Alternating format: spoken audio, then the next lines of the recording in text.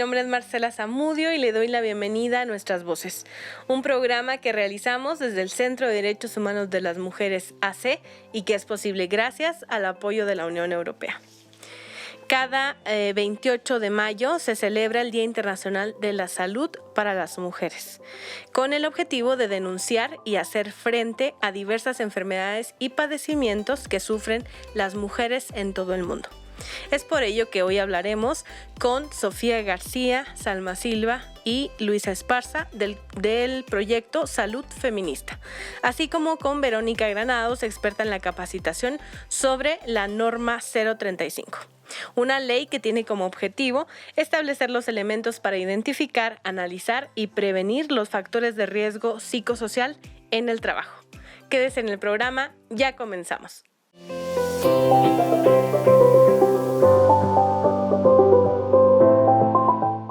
Damos inicio a las entrevistas del día de hoy y ya nos acompaña en el estudio Verónica Granados, quien viene a hablarnos sobre la NOM 035. Bienvenida, Verónica, ¿cómo estás? Muchas gracias, Marcela, muy bien, gracias a Dios. Nos da mucho gusto tenerte aquí y bueno, sobre todo para hablar de esta norma que pues está como fresca, ¿no? Está ahorita en la mesa y es un tema de salud muy importante. Primero que nada me gustaría preguntarte ¿qué es la NOM 035 y en qué consiste? Bueno, mira, para iniciar te voy a dar un poquito de contexto de esta norma. Sabes que yo estuve trabajando en la Secretaría del Trabajo y Previsión Social, en la Delegación Federal del Trabajo aquí en Chihuahua, durante 12 años. Entonces, yo atendía algunos programas que se puede decir que son el antecedente inmediato de esta norma. Entonces, por ejemplo, teníamos el distintivo Empresa Familiarmente Responsable, el distintivo Empresa Incluyente, teníamos la certificación en la norma mexicana para la igualdad laboral, que incluso es una de las referencias para esta norma. Bueno, entonces en ese tiempo a mí me tocaba pues promocionar estos distintivos, algunos premios también, algunas certificaciones, y luego me tocaba ir a inspeccionar para ver si cumplían con los detalles o los requerimientos de estos distintivos, y pues posteriormente dar seguimiento a toda la documentación, los envíos a México, etcétera, ¿no? Bien, entonces, dentro de estos distintivos, sobre todo la empresa incluyente y el familiarmente responsable, ya se veían algunos atisbos de lo que ahora es la norma 035. Por ejemplo, ya se tocaba ahí el tema de la no violencia laboral. O sea, el acoso, el hostigamiento, toda esta parte de protección para el trabajador. También, obviamente, se veía la parte de inclusión con el distintivo Empresa Incluyente, en donde, bueno, pues básicamente era que las empresas aceptaran dentro de sus plantillas laborales a personas que tuvieran alguna discapacidad. Bueno, entonces, dentro de este contexto con la Secretaría del Trabajo, yo salgo en el 2015, dejo de trabajar en la Secretaría en el 2015, pero ya en ese tiempo me tocaron los inicios de lo que hoy conocemos como norma 035, es decir, ya se estaba trabajando, por ejemplo, con el PRONAVET, que era un programa, déjame ver si me acuerdo, programa para el bienestar emocional de los trabajadores. Entonces fueron como los primeros chispazos de esta norma. Bueno, finalmente esta norma, te digo que se inserta dentro de este contexto en donde la Secretaría del Trabajo en ese momento pues veía importante y necesario trabajar o que las empresas apoyaran al trabajador en las cuestiones de estrés, en cuestiones emocionales, en cuestiones psicosociales. Entonces, por ejemplo, veíamos en uno de los distintivos cómo era importante cuidar la relación entre la familia y el trabajador. Es decir, que las obligaciones laborales no excedieran el tiempo que era importante dárselo a la familia.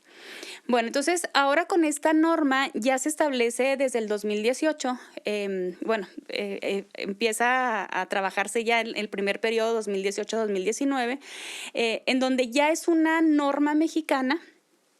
Y bueno, ¿qué quiere decir esto? Que es de obligación para todos los empleadores que tengan al menos un trabajador.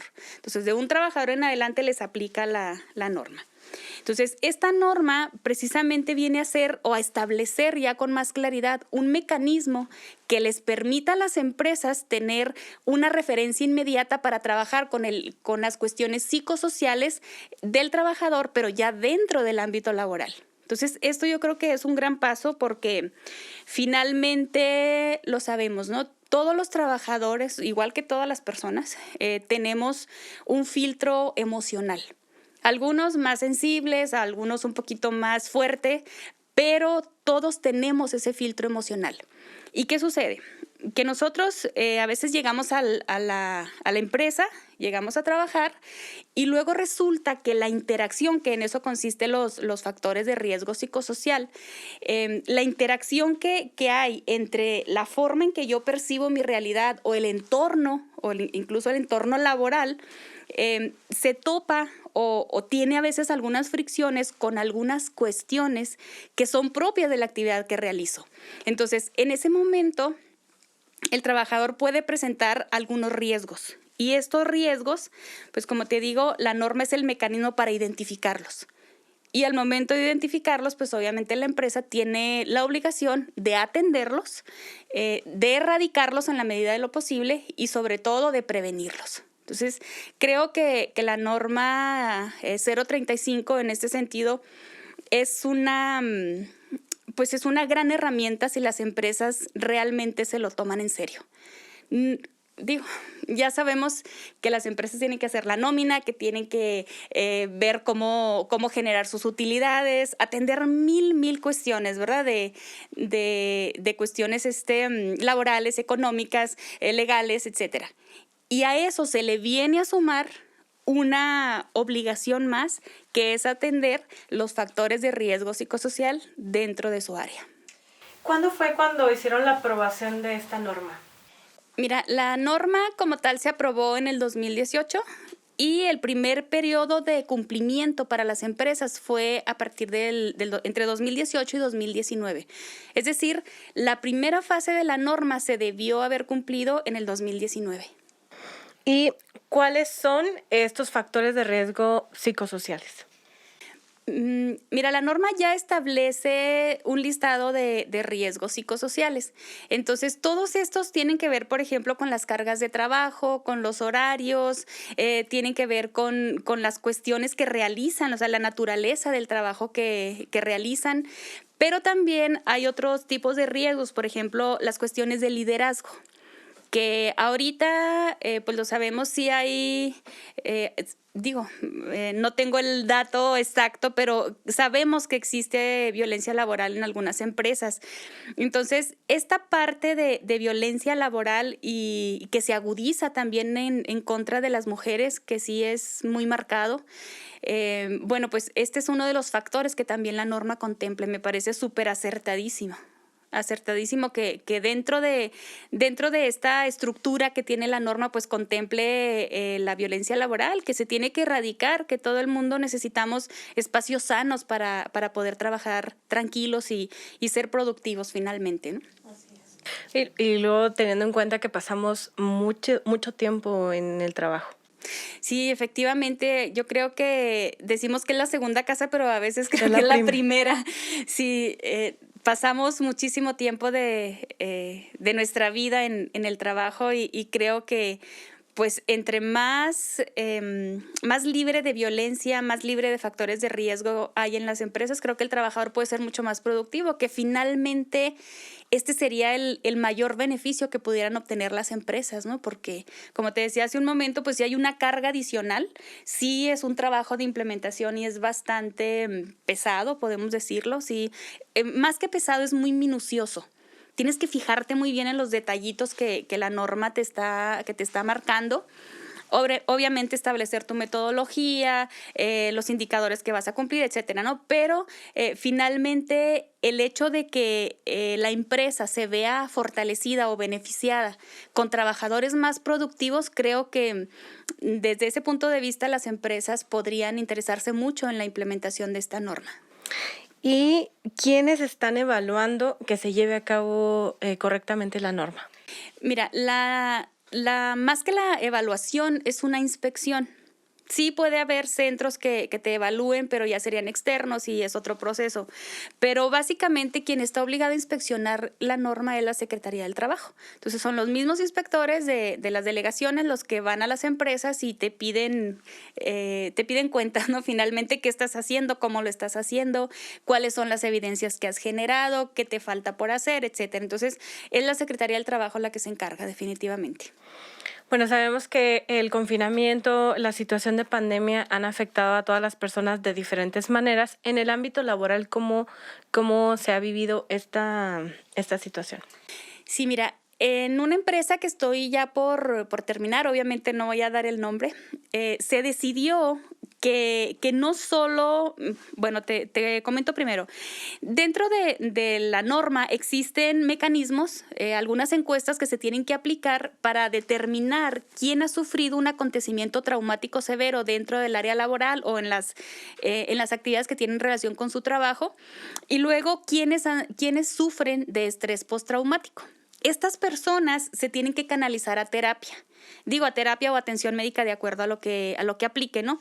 Entonces, en esta empresa se decidió no solo que se atendiera a algunas personas que sí efectivamente por la norma estaban obligados a atenderlas. Por ejemplo, todas las que presentaran estrés postraumático tenían que ser atendidas. Sin embargo, aquí se hizo una encuesta adicional porque la empresa decía, bueno, hay personas que no han tenido un acontecimiento traumático severo en el ámbito laboral. Sin embargo, hay muchas personas que han tenido pérdidas con la pandemia, muchas pérdidas de sus familiares, de sus amigos, o incluso ellos mismos han vivido situaciones de enfermedad pues graves. Entonces, queremos saber cómo se sienten emocionalmente. Claro que si vemos los resultados, es decir, la cantidad de trabajadores que han vivido acontecimientos traumáticos severos y presentan estrés postraumático son mínimos. O sea, mínimos, te puedo decir, no llega a 10 personas. Sin embargo, si vemos las otras entrevistas que se hicieron adicionales, que no las marca la norma, pero pues ya aprovechando que teníamos los grupos, hicimos esa encuesta, obviamente el resultado se va por las nubes. Entonces, más del 50% de los trabajadores, yo pienso que es debido a la pandemia, presentan un estrés muy alto. Incluso hubo datos preocupantes en donde cerca de 20 personas tenían la sensación de que podían morir en cualquier momento. Entonces, creo que sí es bastante grave la situación que se está viviendo con los trabajadores. Entonces, claro, nada más necesitas cumplir lo de la norma, no tienes por qué aplicar esta otra encuesta. Sin embargo, sería muy recomendable porque las empresas pueden tener un panorama general de cómo está el estrés o el nivel de estrés en sus trabajadores. Y obviamente esto les ayudaría no solo para apoyarlos, sino también para ver qué más se puede hacer dentro de la empresa para bajarle los niveles de estrés. Y bueno, aquí habría que decir que parte de tu trabajo, Verónica, es acompañar a las empresas para que implementen correctamente la norma y bueno, darles todos estos resultados.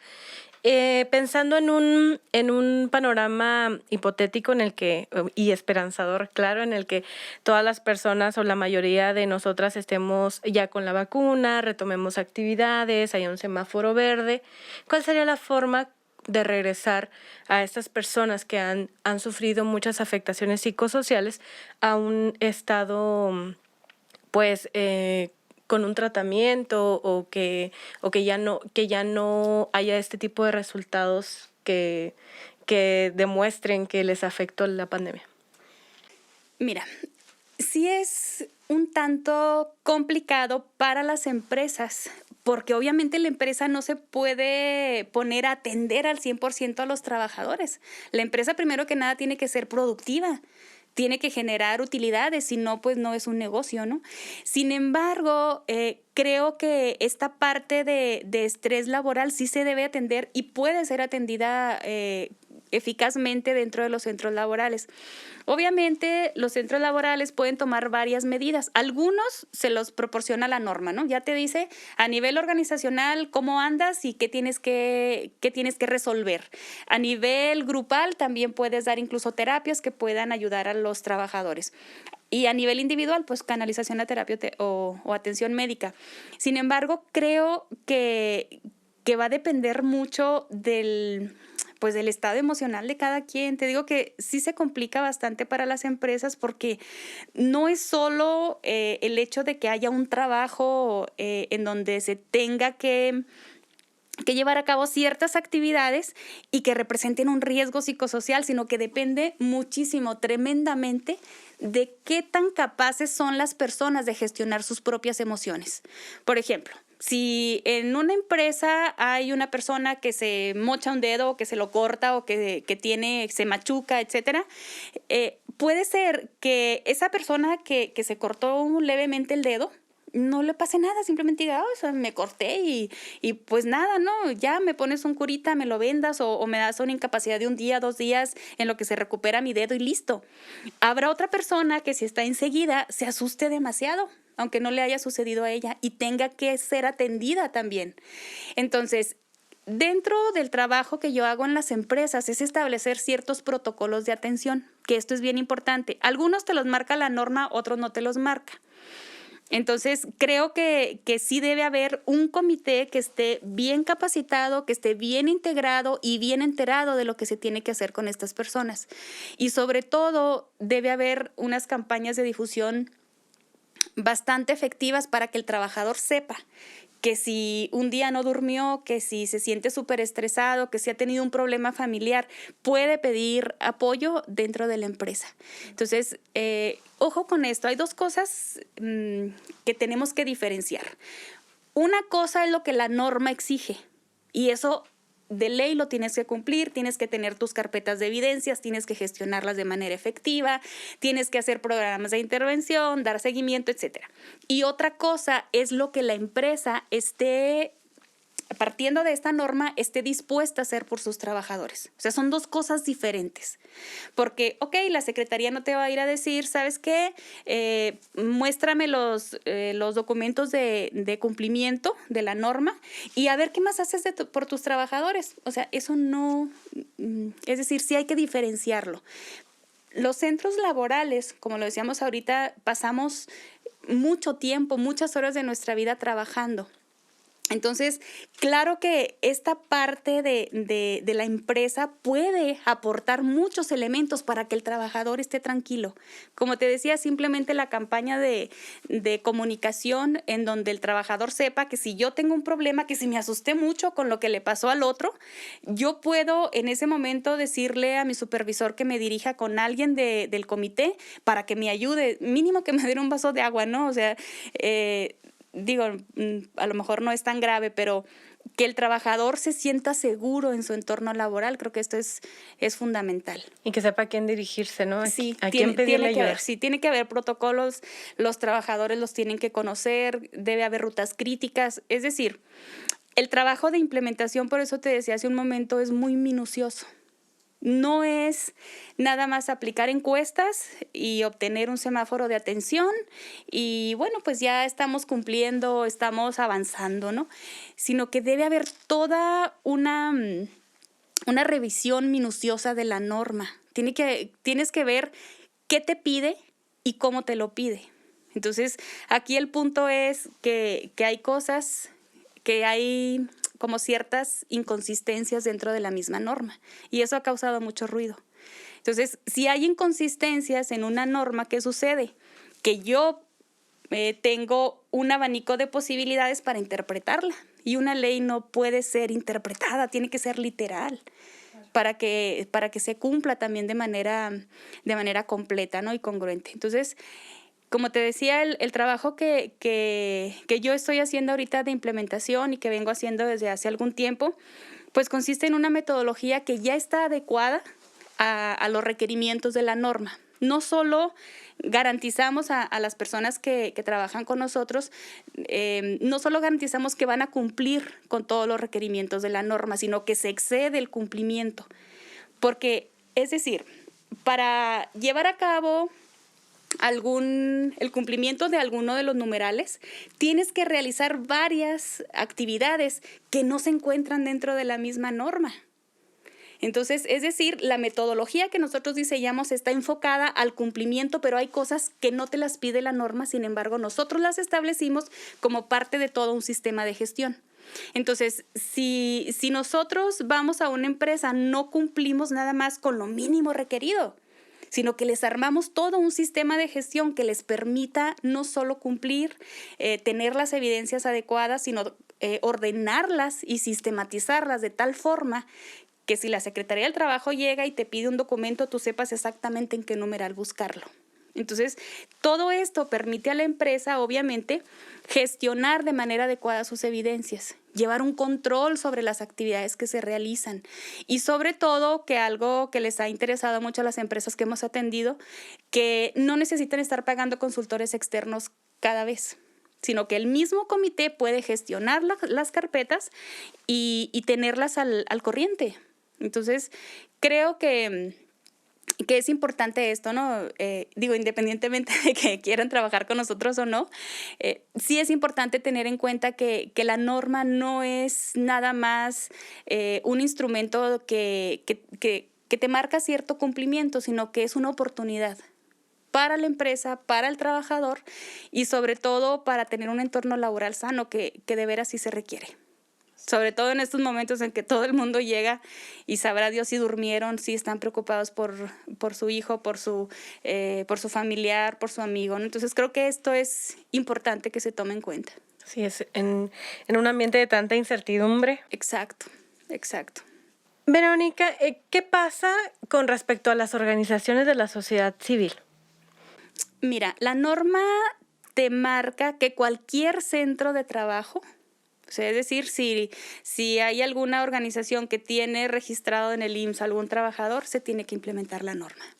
Entonces, es para los centros de trabajo, no para las empresas que producen cierto tipo de servicios o cierto tipo de productos. Entonces, bueno, no producen servicios, los brindan. Perdón. Sí, entonces, habiendo un trabajador como tal, se tiene que implementar la norma. Y bueno, pues ya para ir un poco cerrando esta entrevista, que es un tema muy, muy interesante, quisiera que habláramos dentro de las muchas cosas que haces, Verónica, también eres escritora y bueno, pues aquí tenemos tu libro, a ver si lo podemos mostrar en la cámara, que se llama La audiencia de la piel. Si nos pudieras platicar un poquito de este libro, cómo nació, cómo fue que te animaste a publicarlo. Sí, bueno, mira, sí, efectivamente, pues yo escribo desde hace muchísimos años, de hecho, desde que conocí las letras, ¿no? Desde la primaria empecé a hacer los poemas a la madre, ya sabes. Entonces, llegando aquí a Chihuahua, yo no soy de aquí, de la ciudad, pues soy de un pueblo que está rumbo para Madera. Entonces, cuando llegué aquí, pues empecé a buscar la oportunidad de estudiar. Yo estudié la licenciatura en filosofía. No estudié letras, entonces estaba buscando, finalmente encontré a una excelente maestra, la escritora Lily Blake, y con ella estuve muchos años tomando clases particulares. Entonces de ahí salió mi primer libro que se llama La muerte y el agua. De hecho fue ganador de un premio del entonces Ichicult en el 2016. Entonces, bueno, este libro es el segundo que tengo publicado. La audiencia de la piel, pues es un contenido erótico, sí, es poesía erótica. Sin embargo, considero que está cuidada, no es, mejor que el lector lo juzgue, ¿verdad? Pero bueno, este libro, fíjate que salió como una especie de reto. Yo había intentado escribir poesía erótica hace muchos años y todo terminaba en la basura. Entonces, este libro en particular empecé a bosquejarlo hace algún tiempo, hace varios años, y finalmente, pues el año antepasado se pudo publicar. Y bueno, pues tiene ahí algunos poemas que no son, digamos, son de corte erótico, sin embargo, más que cualquier cosa son o tienen un lenguaje sugerente. Sí, lo puedes leer y le puedes echar bola a la imaginación porque cada quien puede poner ahí su propia historia. Entonces, me encanta escribir. Ahorita desde el año pasado estaba así con 2 libros que tengo ya casi listos. pero se les hizo cambios de último momento y yo espero que este año sí salgan. Es un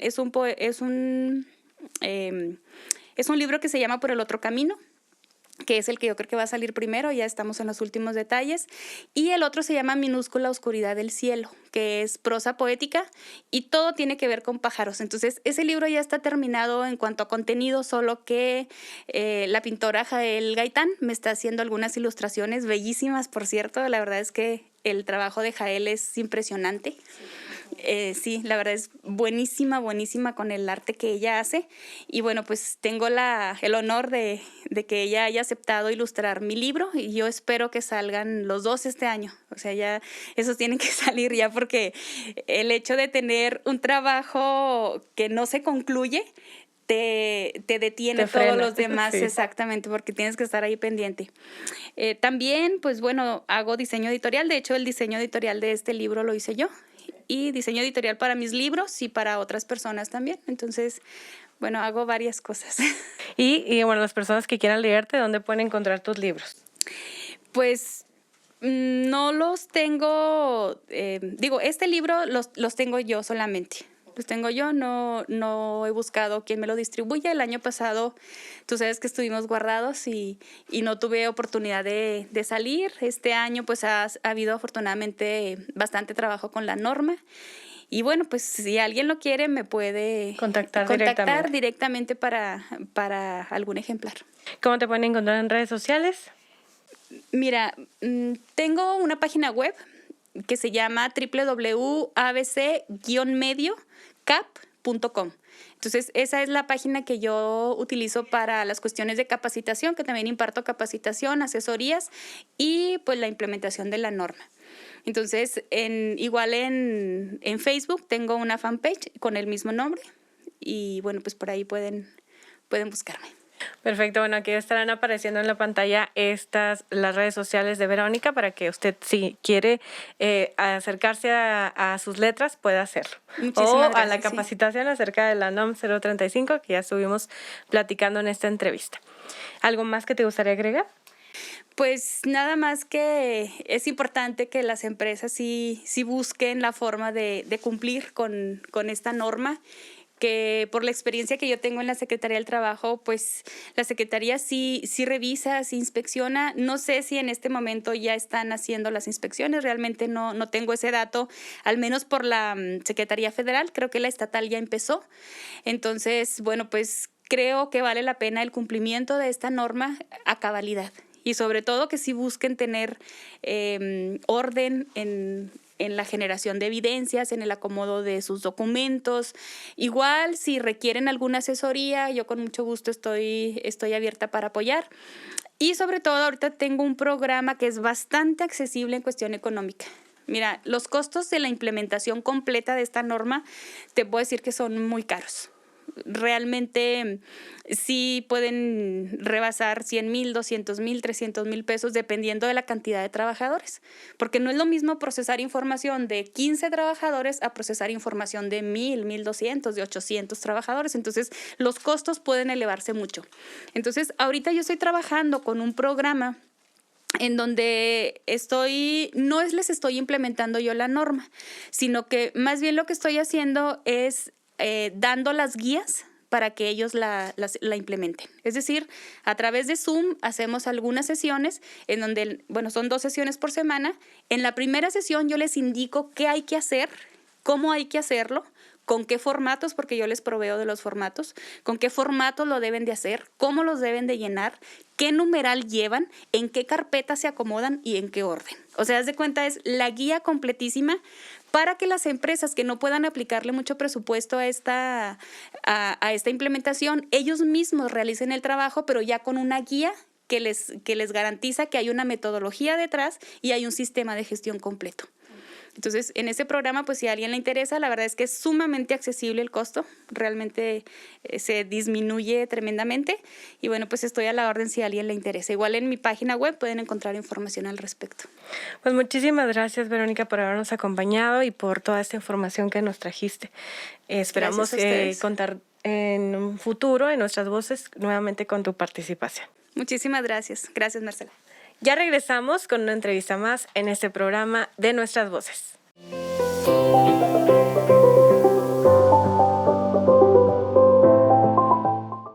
Continuamos con las entrevistas para Nuestras Voces y ya nos acompañan en el estudio 3 mujeres que forman parte de Salud Feminista.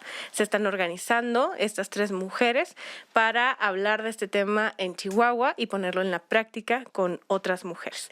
Les damos la bienvenida a Sofía García, a Salma Silva y a Luisa Esparza. Bienvenidas, ¿cómo están? Muy bien, muchas gracias. Hola, muchas gracias. Pues nos da mucho gusto tenerlas aquí a las 3 y conocer el proyecto en el que están trabajando. Lo primero que quiero saber es cuál es su profesión, que nos digan a las personas que están siguiendo el programa de Nuestras Voces y cómo eligieron esa profesión. Bueno, yo porque previo a entrar a la sesión ya discutíamos, Sofía, Luisa y yo, sobre eso.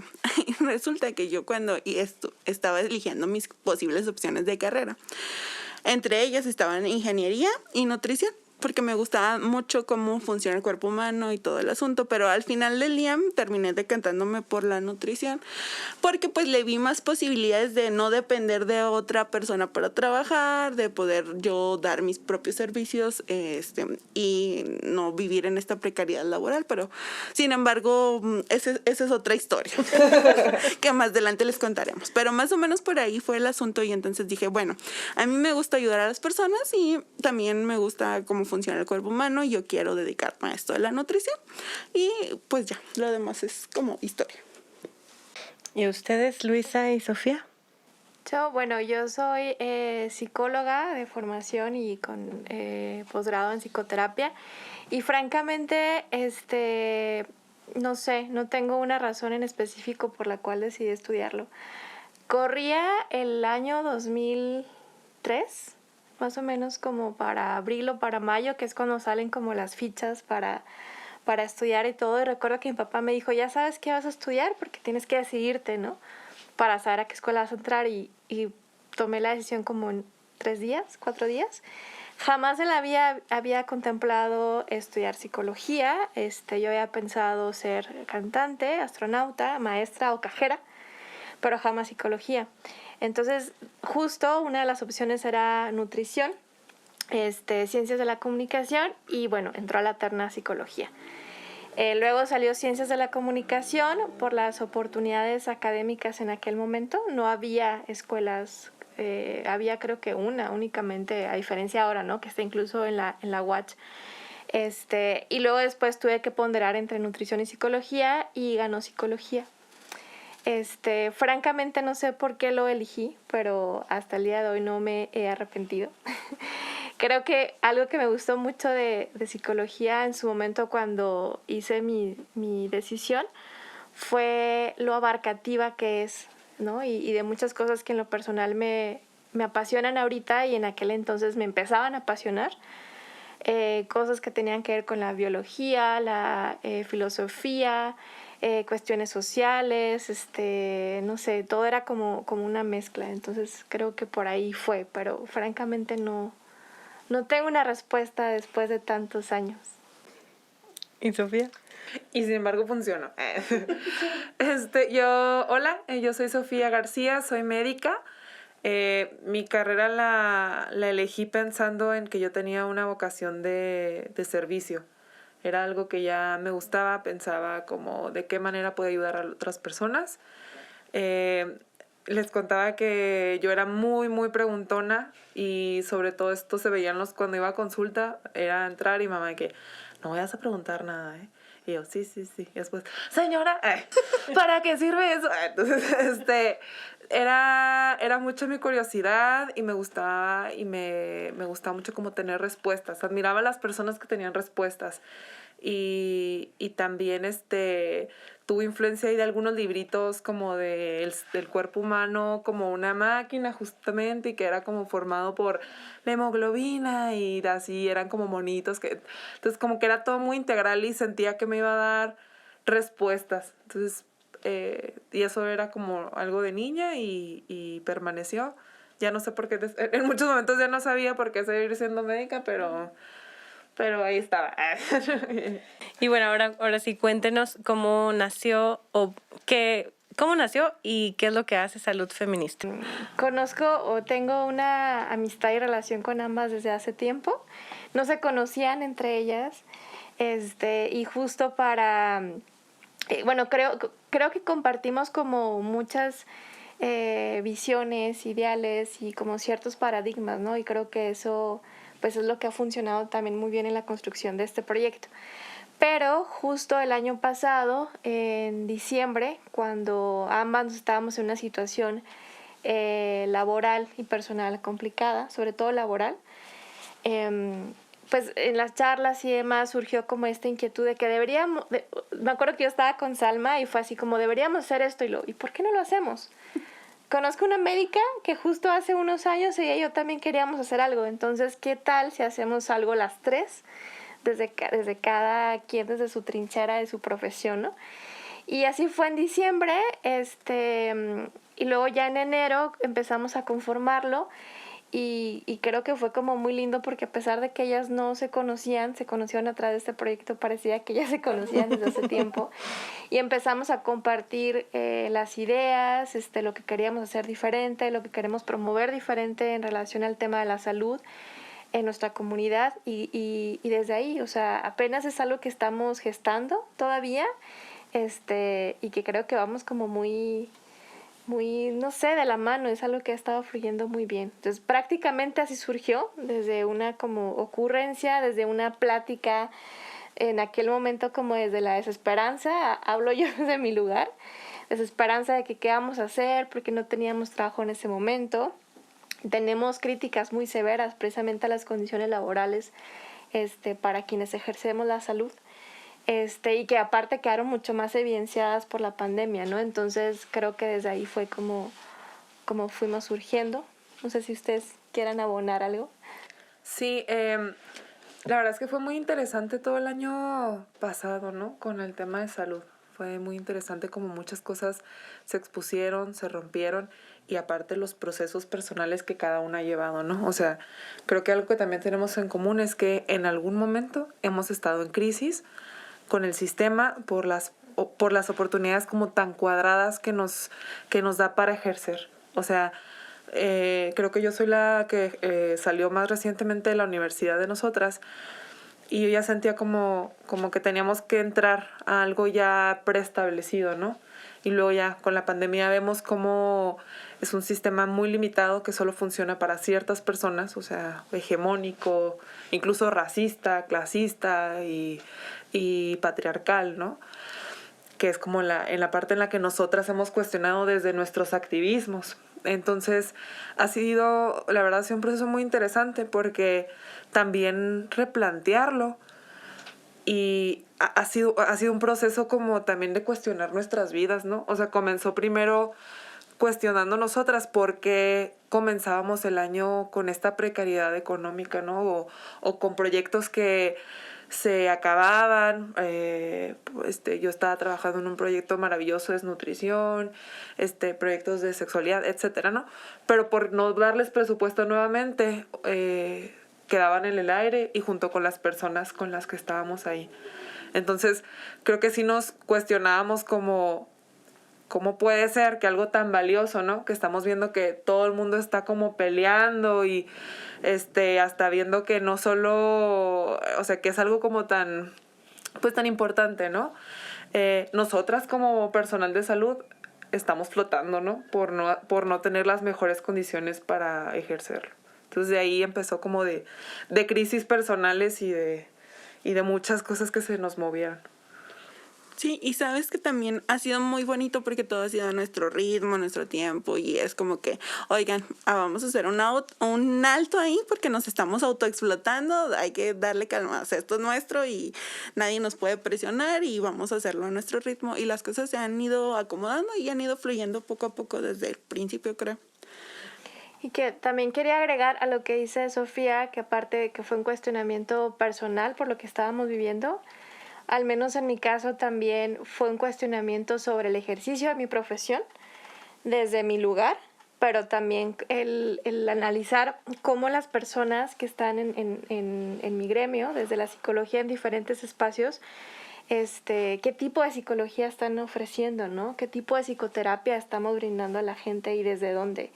Entonces, antes de que se gestara todo esto, yo ya venía con estos planteamientos, ¿no? Entré como en una crisis, no tanto de que, me equivoqué de estudiar psicología, no, porque a pesar de que no sé por qué la elegí, no me he retractado, pero más bien no me gusta lo que están ofreciendo, no quiero ser de esos ni de esas, ¿no? Entonces, desde ahí también surgió esta idea, ¿no? De no solamente como qué puedo hacer yo, sino también cómo puedo transmitir esto y cómo puedo como fomentar una forma de psicología y de psicoterapia distinta para las personas y desde otras posiciones.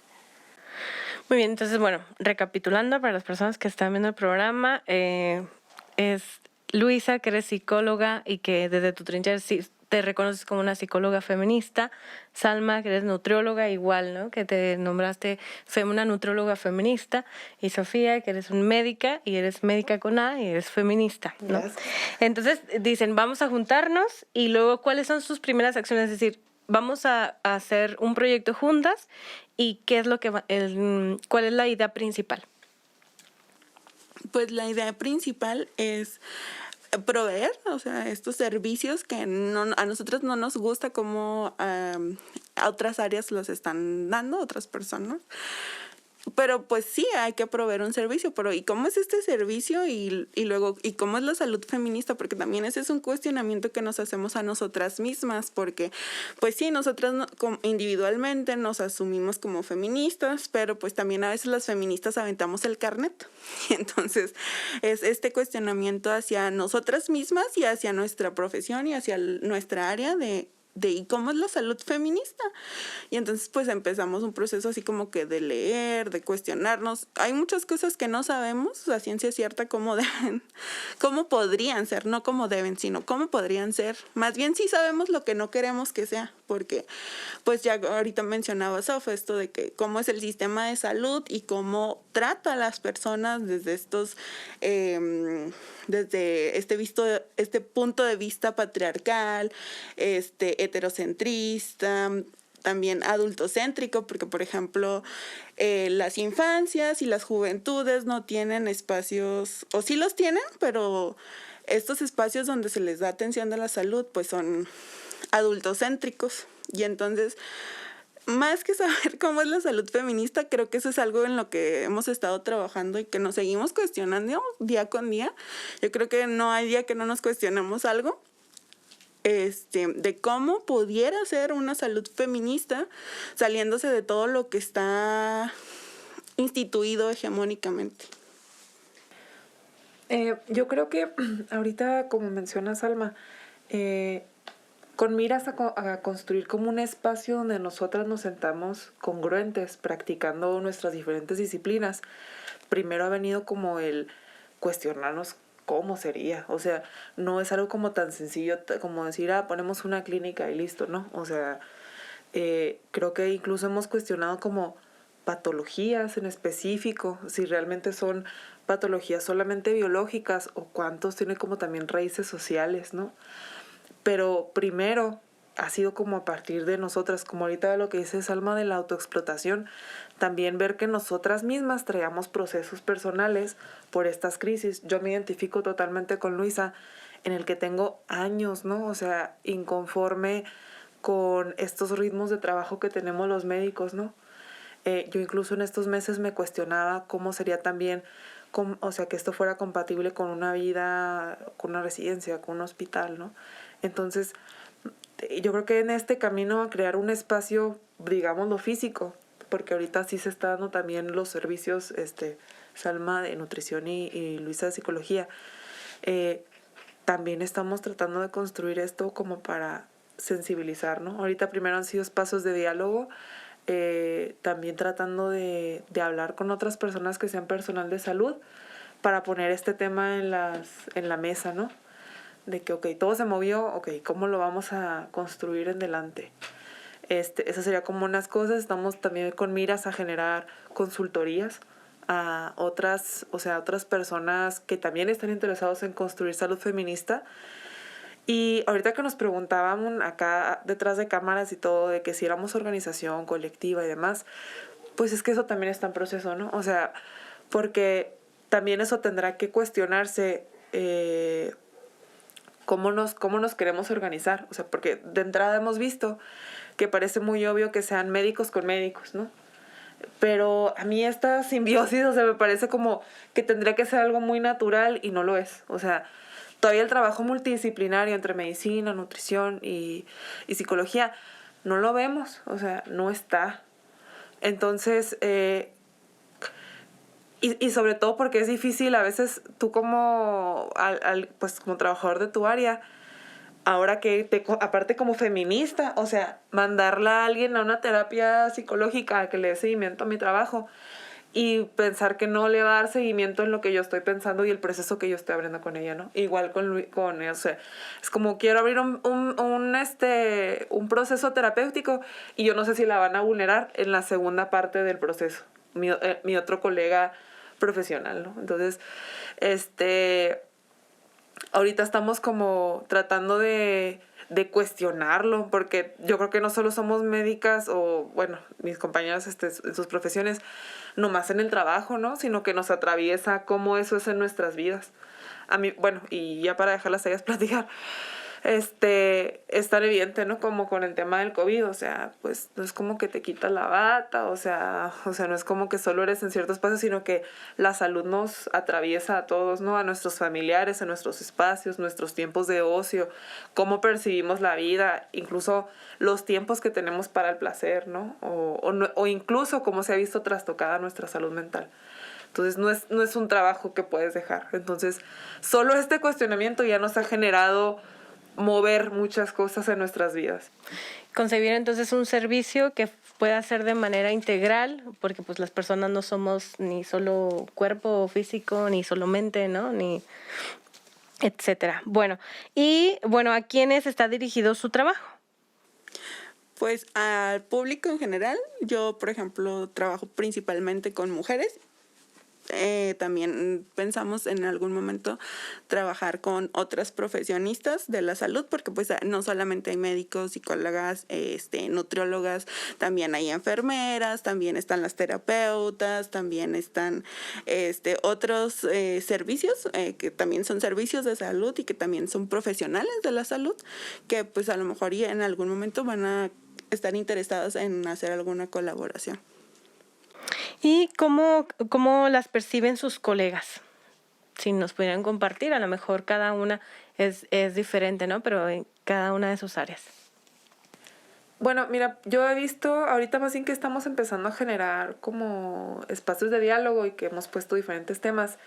He visto interés, o sea, he visto como, sobre todo a los que están recién egresados, como qué maravilla que es la salud feminista. Pausa. ¿Viste algo? No. Ah, es que los vi. Ok, voy a volver a platicar eso. Perdón. Dale. Bueno, yo he visto interesados, sobre todo a los más jóvenes, como de ver esta visión fresca, de hablar de ciertas patologías desde otro punto, ¿no? Y sobre todo más integral con las cuestiones sociales. Entonces, yo he visto con ellos, creo que es como, y la verdad es donde yo tengo más esperanza. O sea, tengo más esperanza en construir con las generaciones más jóvenes, ¿no? ¿Cómo nos ven otros colegas? Pues la verdad es que tampoco es algo que pues que yo, pues bueno, yo personalmente no he estado buscando como la aprobación de nadie, ¿no? O sea, entonces no es algo que me he puesto como a buscar ni a mirar, sino que ha sido más un proceso como entre nosotras, de cómo nos sentimos nosotras, francamente. Yo tengo experiencia laboral en el área clínica, que es la psicoterapia, y el área de salud pública, que son cosas muy, muy distintas. Y voy a hablar como de los dos rubros, ¿no? En el área de la psicología clínica, bueno, creo que hay de todo. Hay compañeras o compañeros que coinciden en esto y que también, como Sof menciona, les parece sumamente novedoso y necesario. Porque aparte nosotras queremos también promover una salud distinta, ¿no? Y que los mismos profesionistas de la salud se cuestionen el tipo de salud que están otorgando. Entonces, haya habido como esa gente que está de acuerdo, que va como en la misma línea que yo y demás, que yo me atrevería a decir que la minoría, ¿sí? Al menos en mi gremio de la psicoterapia. Y está el otro grupo, que es algo que sucede mucho, por ejemplo, con la psicoterapia, es que al menos aquí en el estado no está completamente regulado quién la ejerce y quién la estudia. Entonces tenemos profesionistas que ni siquiera tienen formación en psicología que están brindando terapia, que a mí en lo personal eso pues no me parece lo más adecuado, ¿no? Aparte de eso, bueno, hay como muchos enfoques terapéuticos, muchos de estos pueden llegar a ser revictimizantes, pueden llegar a violentar, etcétera, etcétera, ¿no? Entonces, me atrevería a pensar que la mayoría de quienes la ejercen, al menos aquí en Chihuahua, están como que en esa línea y están muy centrados en lo que es una psicoterapia y una salud muy hegemónica y muy individualista, ¿no? Y muy biologicista, ¿no? Digo, los que creen que existe, porque también hay psicoterapeutas que no creen que pueda existir la depresión como algo orgánico, que también es algo orgánico, ¿no? Nosotras no rechazamos la parte biológica, sino lo vemos como un complemento con lo social, con lo que vivimos, etc. Entonces, me atrevería a pensar que esas personas, porque sí he tenido contacto con algunas de ellas, regularmente sus críticas son de que tú en todo ves violencia, no todo es así, ¿por qué vas a trabajar esta situación si ella viene por otra cosa? O cómo es posible que la mandes con tal especialista, no sé, es como todo muy, lo que yo observo es que todo es muy revictimizante en estas personas que lo trabajan de esta forma y muy individualista, ¿sí? El típico, el cambio está en ti, ¿no? Tienes que mejorar tu autoestima para que no te maltraten, para que no te vayas sin la vida, etcétera, ¿no? Y pues precisamente modificar esta visión de la salud es salirnos de los esquemas establecidos por la Organización Mundial de la Salud, pero también de los esquemas sociales, ¿no? De lo que es el bienestar, de lo que es lo correcto, lo que es permitido, etcétera, etcétera, y reconocernos como personas complementarias, no nada más individuales, ¿no? Y que todo lo que pasa, por ejemplo, trastornos de ansiedad, de depresión, etcétera, que no solamente tienen un componente orgánico, sino que también tienen un componente social, histórico y político con lo que estamos viviendo. Entonces, muchas de estas personas no visibilizan nada de eso, ¿sí? Que yo me atrevería a pensar que es como la mayoría. Y claro que cuando me ha tocado estar en espacios con personas así, pues yo soy la rara, soy la exagerada, y pues claro, la feminista loca, ¿no? Pero pues evidentemente el abordaje, el acompañamiento terapéutico va a ser distinto. Y en el área de salud pública, que es la otra parte donde me toca estar, pues no se ve, o sea, a pesar de que la salud pública tiene que tomar en cuenta todo eso, muchas veces no se hace precisamente porque no se tiene como este reconocimiento de la diversidad, no hay estos cuestionamientos de lo que es... de lo que debe de ser, de lo que realmente está impactando en las comunidades y que aparte no se está como trabajando directamente con los saberes de las comunidades, sino que vamos y establecemos o implementamos esto es la salud y esto es lo que te vamos a ofrecer y punto. Y evidentemente los programas, las políticas, las intervenciones comunitarias pues no funcionan, ¿no? Porque no están siendo abarcativas, sino que también están como promoviendo todavía más el individualismo, de alguna manera. Sí, y justo eso también se ve desde la nutrición, o sea, yo no tengo mucho contacto con otros colegas porque hay cosas que a mí me explotan la cabeza porque siento que a veces no tenemos empatía como profesionales de la salud, como nutriólogos, o sea, que no tenemos empatía hacia las condiciones sociales, al contexto histórico y social en el que vivimos, porque precisamente eso que mencionaba Luisa, de ser muy individualista y detrás de una persona hay todo un contexto social y un contexto familiar y un contexto económico y entonces a las personas están atravesadas por muchas cosas y entonces es ahí donde esta parte como interseccional que te permite visibilizar estas desigualdades que cada persona vive y que las viven de manera diferente. Porque hay personas que somos muy privilegiadas o hay personas que también no tienen ningún privilegio y están atravesadas por un montón de cosas. Y entonces tú llegas a consulta y tú vas a que te escuchen, a que te ayuden con tu problema.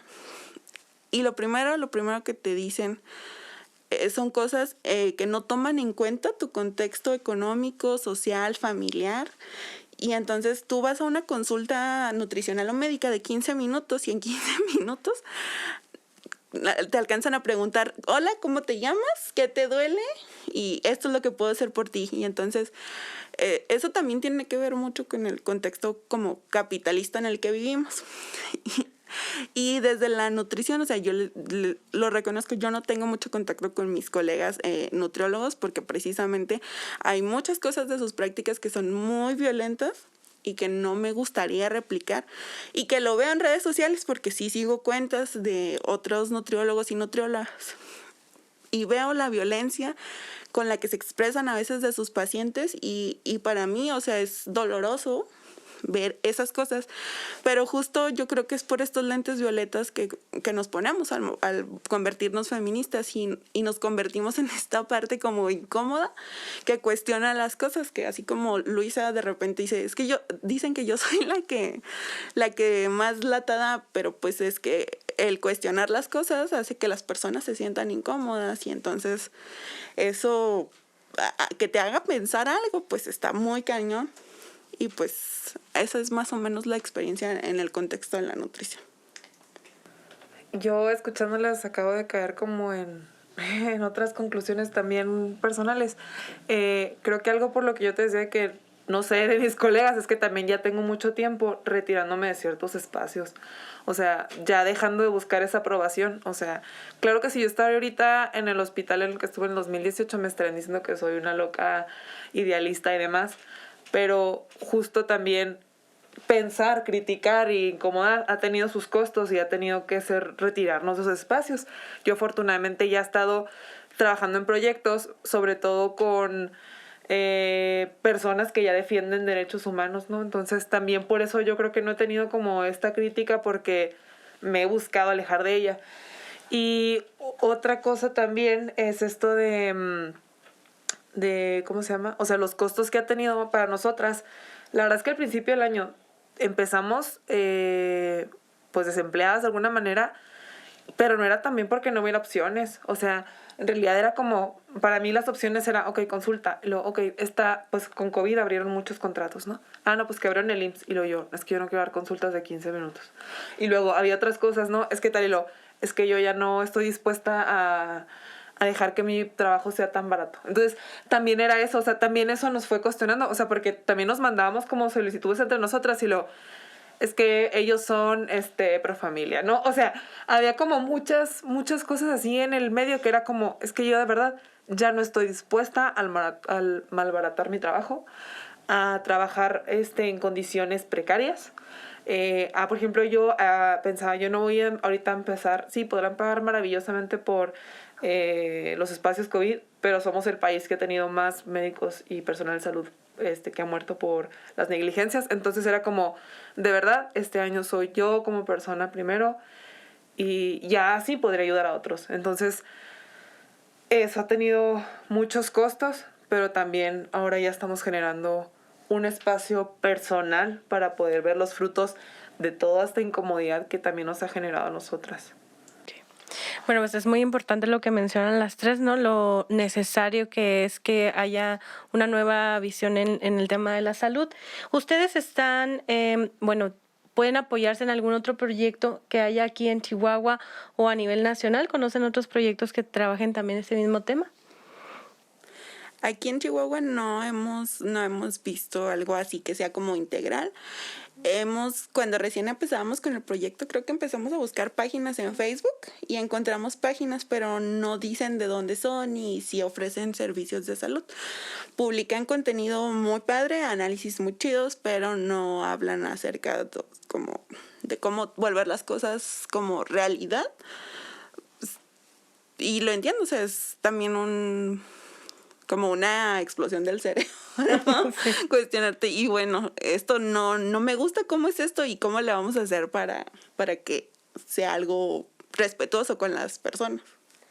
No, además también lo que encontramos es que, por ejemplo, al menos de psicología y medicina, sí hay muchas redes colectivas, grupos y demás, pero son nada más ellas, ¿no? O sea, Como un solo gremio. ajá, entonces también creo que eso es como algo que nos puede distinguir. No estoy diciendo que acabamos de descubrir el hilo negro, por supuesto que no, seguro debe haber más, pero al menos las que tienen como más alcance en redes, que yo conozco son así, o sea, puras médicas, puras psicoterapeutas o puras psicólogas y se acabó, y ya, pero esta integralidad que nosotras queremos promover, yo al menos no Pero, la he visto. pero de todas maneras, yo no he visto tantas que se asuman la parte feministas. No. Y otra cosa es como que, ok, que empiezan a ser feministas, pero que su práctica profesional sea feminista, que es diferente, ¿no?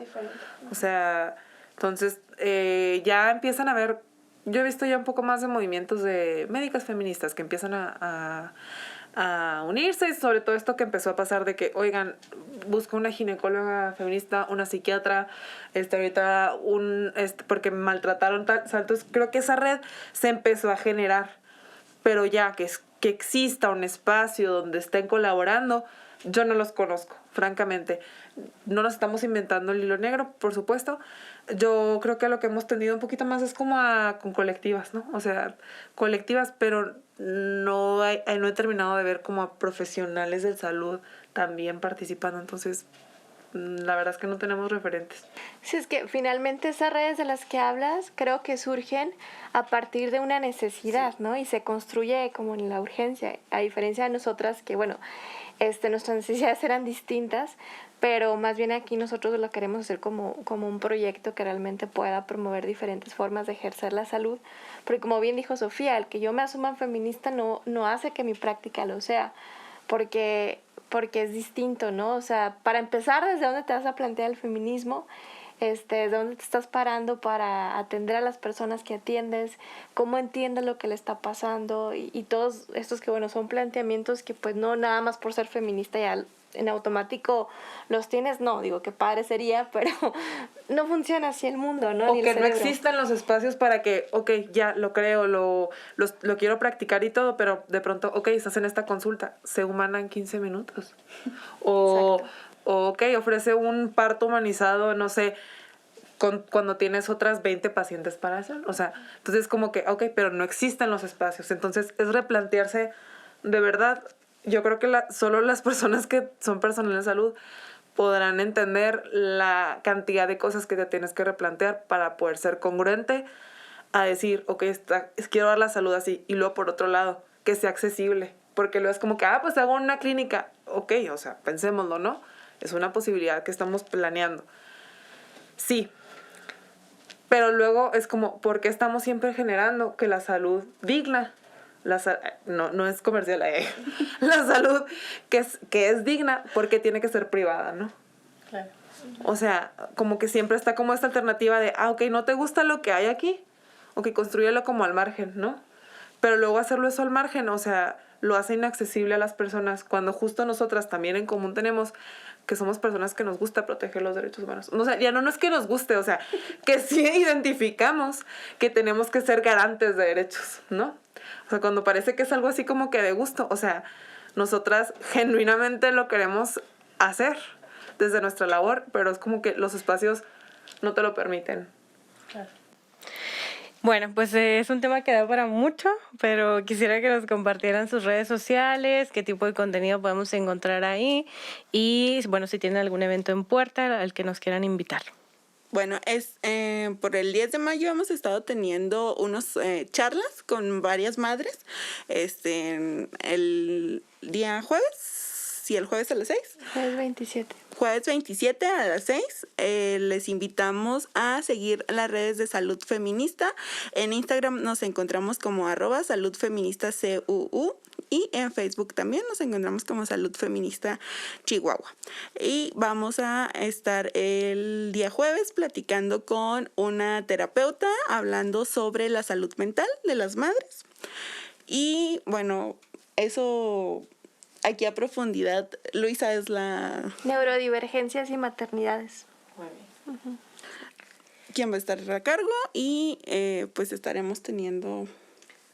Sí, ahorita en las redes pueden encontrar los contenidos que hemos estado grabando, porque también pues queremos darnos a conocer y queremos que sepan cuál es el concepto que tenemos y lo que queremos ofrecer.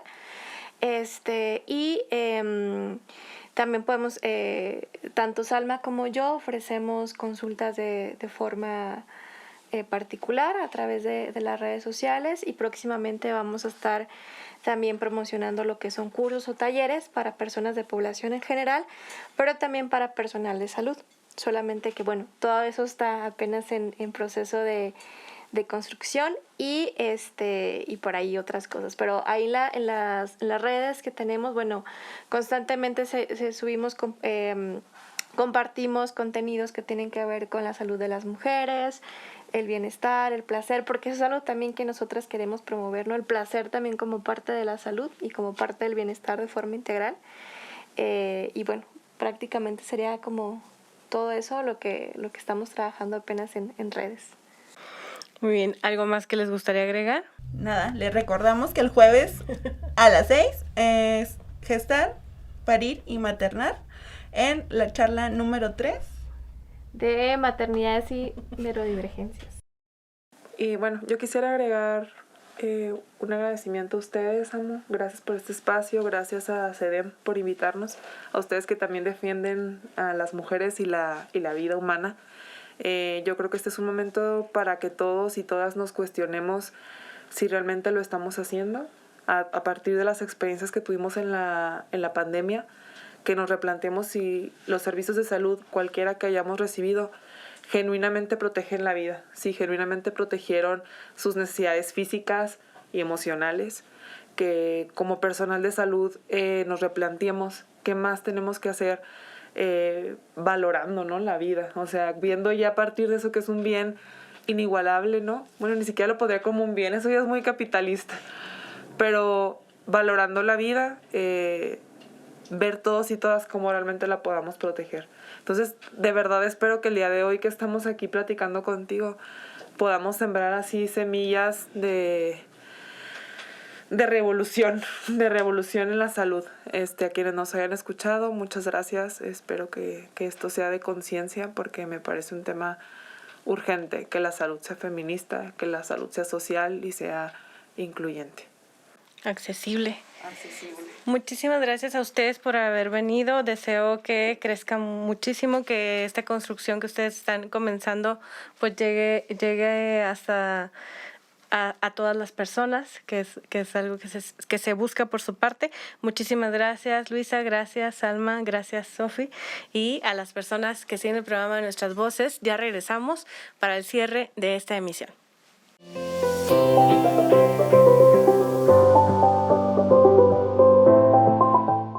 Agradecemos a las personas invitadas al día de hoy, que fueron Salma Silva, Sofía García, Luisa Esparza y Verónica Granados, así como al equipo de Trompeta Films por la realización de esta emisión.